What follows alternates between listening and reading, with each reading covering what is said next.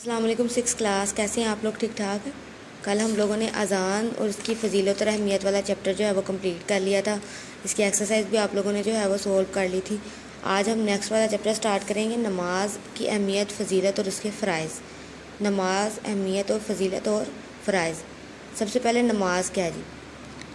اللہ تعالیٰ انسانوں کا خالق اور مالک اور رازق ہے، لہٰذا صرف اسی کی عبادت کی جائے اور اسی کی بڑائی اور پاکیزگی بیان کی جائے. اللہ تعالیٰ کی رضا اور خوشنودی حاصل کرنے کے لیے، خوشی حاصل کرنے کے لیے نماز اور دیگر ارکان اسلام کی ادائیگی عبادت ہے. یعنی کہ نماز ادا کرنا، زکوٰۃ دینا، حج ادا کرنا، روزہ رکھنا، یہ سارا اللہ تعالیٰ کی جو ہے وہ خوشنودی اور رضا کے لیے جو ہے وہ کرنا چاہیے. اللہ تعالیٰ نے انسان کو اپنی عبادت اور اطاعت کے لیے پیدا کیا ہے. قرآن پاک میں ارشاد ہے جی، سورۃ الزاریات کا ترجمہ، وَمَا خَلَقْتُ الْجِنَّ وَالْإِنسَ إِلَّا لِيَعْبُدُونِ، اور میں نے جنوں اور انسانوں کو اس لیے پیدا کیا کہ وہ میری عبادت کریں. ہاں جی، یہ سورۃ الزاریات کا ترجمہ آپ نے اس کو ایسے ہی لکھنا ہے، ٹھیک ہے؟ جیسے یہ لکھا ہوا ہے بالکل ویسے ہی آپ نے لکھنا ہے، اس میں کوئی چینجنگ نہیں کرنی کسی بھی ایک بھی ورڈ کی، ٹھیک ہے؟ نماز عربی زبان کے لفظ صلاۃ کا مترجمہ ہے. صلاۃ کے معنی دعا کے بھی ہیں، یعنی جو صلاۃ ہے نا، نماز بھی اس کو کہتے ہیں اور دعا کے بھی اس کے میننگ ہے. نماز سے مراد وہ عبادت ہے جس کا رات میں 5 مرتبہ ادا کرنا مسلمان پر فرض ہے.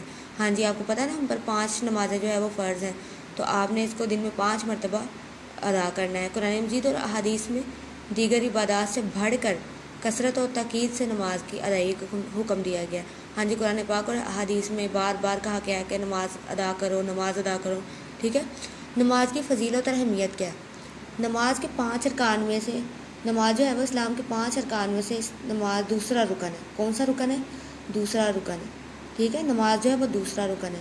نماز اللہ تعالیٰ کے حضور پنجگانہ حاضری کا، یعنی 5 وقت حاضری کا سنہری موقع فراہم کرتی ہے، اور اللہ تعالیٰ سے مخاطب ہونے، دعا مانگنے اور اس کا قرب یعنی محبت حاصل کرنے کا بے مثال ذریعہ بھی ہے.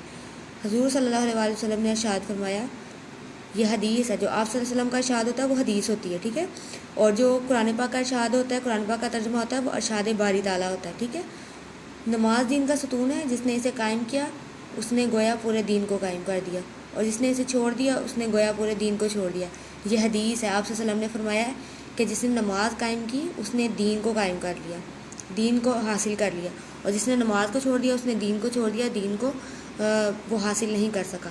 نماز پڑھنے والا مسلمان ہوتا ہے اور نہ پڑھنے والا کیا ہوتا ہے؟ کافر ہوتا ہے، کفر کے قریب ہوتا ہے. حضور صلی اللہ علیہ وسلم نے ارشاد فرمایا، بے شک مسلمان اور کافر کے درمیان فرق کرنے والی چیز نماز ہے. ہاں جی، صرف نماز ہی ہے جو مسلمان اور کافر کے درمیان میں فرق کر سکتی ہے. یہ بھی حدیث مبارکہ. آگے دیکھیں جی، نیکسٹ پیج پہ قرآن مجید میں اللہ تعالیٰ نے بار بار نماز قائم کرنے کا حکم دیا ہے اور اسے مومنین کی خاص صفت، خاص خوبی قرار دیا، ٹھیک ہے؟ ارشاد ربانی ہے، سورۃ الروم، وَأَقِیمُوا الصَّلَاةَ وَلَا تَکُونُوا مِنَ الْمُشْرِکِینَ، اور نماز پڑھتے رہو اور مشرکوں میں سے نہ ہونا. یعنی کہ نماز ہمیشہ جو ہے وہ قائم کرو اور جو مشرک ہیں ان جیسے نہ ہونا. نبی کریم صلی اللہ علیہ وسلم نے نماز کے بارے میں ارشاد فرمایا، یہ بھی حدیث ہے جی، میری آنکھوں کی ٹھنڈک نماز ہے. ایک اور جگہ ارشاد فرمایا، یہ بھی حدیث ہے، نماز مومن کی معراج ہے. فرائض نماز. ہاں جی، نماز کے فرائض کیا ہیں جی؟ سب سے پہلا اس کا فرض ہے تکبیر تحریمہ. وضو اور نماز کی نیت کے بعد دونوں ہاتھ اٹھا کر اللہ اکبر کہنا تکبیر تحریمہ کہلاتا ہے. یعنی کہ جب آپ وضو کرتے ہیں اس کے بعد جب آپ نماز پڑھنے کے لیے کھڑے ہوتے ہیں نا، تو دونوں ہاتھوں کو اٹھا کر اللہ اکبر کہتے ہیں. ہاں جی، وہ جو اللہ اکبر آپ کہتے ہیں نا، اس کو کہتے ہیں تکبیر تحریمہ، ٹھیک ہے؟ تکبیر پڑھنا یعنی تکبیر تحریمہ. تکبیر کے معنی ہے اللہ کی بڑائی بیان کرنا، اور تحریمہ کا مطلب ہے حرام قرار دینا. یعنی یہ الفاظ ادا کرنے کے بعد نماز کے سوا کوئی دوسرے کام جو ہے، تمام دنیا کے جو دوسرے کام ہیں نمازی پر حرام ہو جاتے ہیں. صرف نماز ہی ادا کرنی چاہیے، دنیاوی خیالات کو اپنے ذہن سے نکال دیں، ٹھیک ہے؟ اور ہمیشہ نماز کے دوران شیطان بہکاتا ہے تو اس کے بہکانے میں نہیں آنا چاہیے، ٹھیک ہے؟